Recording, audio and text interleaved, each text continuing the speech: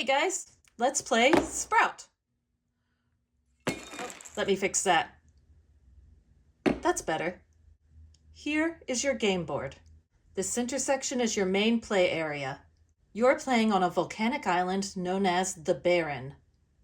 The goal of the game is to transform the Barren from this into this. Nope, not that. Yes, that. Well, sort of. You get the idea. Let's introduce you to the other elements of the game board. This center space is the mouth of the volcano, also called the maw. Notice the numbers around the maw's 6 sides. Those will be important later. In the top left is the doom track. This tells you how many rounds you have until the volcano erupts and the game ends. On the bottom right over here is the spawn track. You'll see what this does soon. Over here, notice a player reference for the round order. Each round always follows this order. The circle around the island also helps you track whose turn it is in a round. Time to set up. Let's start by dispersing ash. You see here, I've stacked 2 ash tiles on each of the 6 spaces surrounding the maw, and 1 ash tile on each of the spaces surrounding those. Extra ash can be stored up here above the doom track. Notice there is a space below the spawn track to store the maw is closed tile. You won't need that until the end of the game. Now it's time to meet our heroes. Yay! Players may take the role of one or more of the lifelings: Sprout, Flow, Seed, and Chill. You may play as all 4 lifelings or disperse them among your group, but all must be played. After choosing roles, place the lifeling pawns on their matching symbols on the turn tracker. Next, put the white turn tracker token on Doom Turn 1 and the orange Doom Tracker token on the 1 space on the Doom track. Start it higher for a more difficult game. The only setup left is to assign a player the role of the Doom. It is recommended to take turns. Whoever controls the Doom should hold the Doom card, dice, and flamelings. Finally, let's play. We'll play through a sample round together to give you an idea of how the game works. The Doom gets the first turn. On all Doom turns, these little guys called the Flamelings move in numerical order. For the first turn of the game, Flameling 1 and 2 exit the maw. To exit the maw, roll the die. Place the Flameling on the space adjacent to the number labeled in the maw. In this case, Flameling 1 rolled 5. So comes out here. Notice the tip of its nose must be pointed outward, away from the center. The direction the flamelings are pointed is very important because that's the way they will move. Let's roll for Flameling 2. Flameling 2 rolled a 1 and exits here. If it had rolled the same number as another Flameling exiting on the same turn, we would have had to re-roll until they had different numbers. To finish the Doom's turn, Flameling 3 and 4 start on the spawn track. 3 starts here in the middle and 4 here in the back. This ends the Doom's first turn. Now it's Sprout's turn. Sprout must enter the island on one of these 5 spaces outlined in green. Notice as soon as Sprout touches a bare barren space, he must place a grass tile on that space. This will be true for every barren space he touches. Every lifeling has a default of 4 actions per turn. You can read your player card to learn more about the actions and unique abilities of your character. Notice one of Sprout's special abilities is Swiftfoot, so he will be able to take 5 actions for his turn. Entering the island counted as 1 action. Let's do 4 more. 1, 2. Notice we're next to the ash. Lifelings can never enter a space with ash on it. They must use their actions to clear it away. So Sprout's action number 3 will be clear. Now 4, and that's Sprout's turn. Next up, it's Flow. Flow must enter on one of these spaces outlined in blue. We're going to enter here. Notice Flow plants water tiles wherever she walks. That's 1. We're going to go 2, 3, 4. She does not automatically plant water on this space because grass is already here. Lifelings are allowed to share spaces with other lifelings, as long as it's a surface they can both walk on.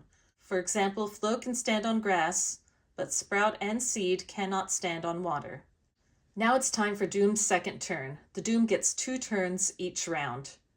This is Doom's first real turn. Flameling 1 is on the Baron, so it will move 4 spaces forward until it is blocked. 1, 2, 3. It has found the edge of the island, which means it is blocked and stops moving.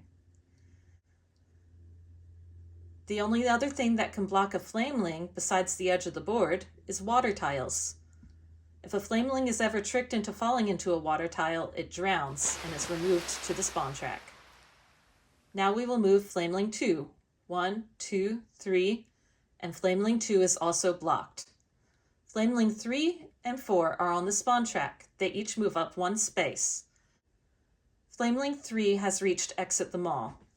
It exits as we showed you before on the previous turn. We roll the die.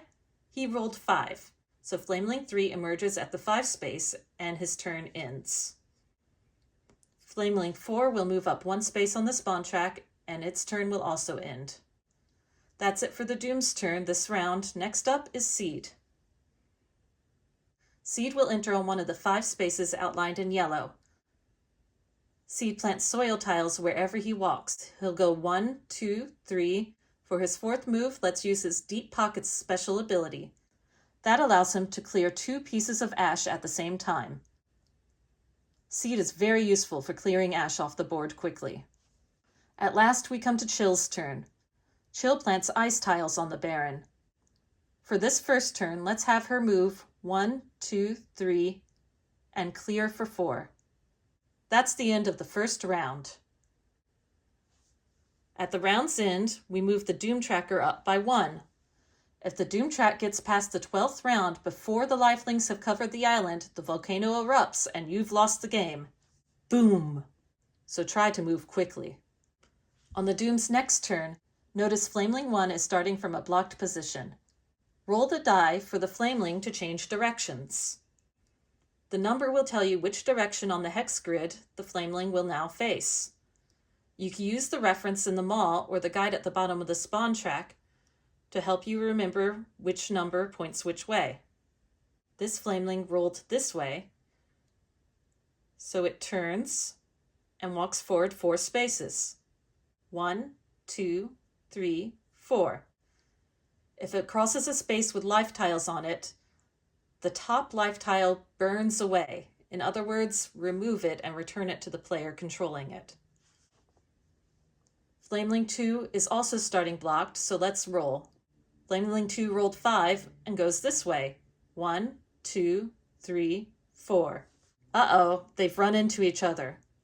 If a Flameling touches another Flameling, it causes an explosion. Explosions are the main way that ash spreads on the Baron. For an explosion, remove the 2 involved Flamelings and put them at the start of the spawn track. Then put a piece of ash on the space where the explosion happened, and on all the spaces adjacent to it. Ash can cover any life tile and other ash. Explosions can also happen if a Flameling hits a lifeling.